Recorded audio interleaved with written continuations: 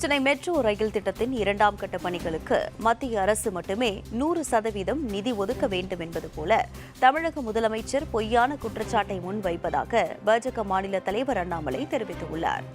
மாண்புமிகு முதலமைச்சர் ஸ்டாலின் ஐயா சொல்றாங்க, தமிழ்நாடு பேரே இல்லை, அதனால் நான் டிடி ஆயோக் கூட்டத்தை புறக்கணிக்கிறேன். அப்போ மாநில அரசு போட்டிருக்கக்கூடிய பட்ஜெட்டில் தமிழ்நாட்டில் 38 மாவட்டங்கள் இருக்குது. அதில் 27 மாவட்டங்கள் பேரே இல்லை.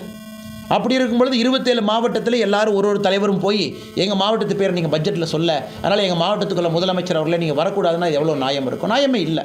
இதுவரைக்கும் மாநிலத்தினுடைய எந்த நிதித்துறை செயலாளரும் பிரச்சனையே பண்ணல.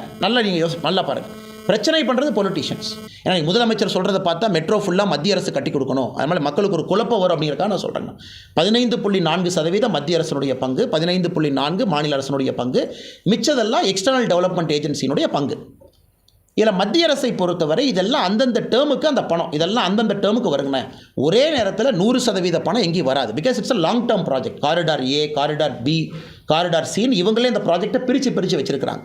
இதை மத்திய அரசு பல இடத்துல தெளிவுபடுத்தியும் கூட மாண்புமிகு முதலமைச்சர் அவர்கள் திரு மு க ஸ்டாலின் அவர்கள் மிஸ்கைட் பண்ணுறாங்க அப்படிங்கிறதான் எங்களுடைய குற்றச்சாட்டு.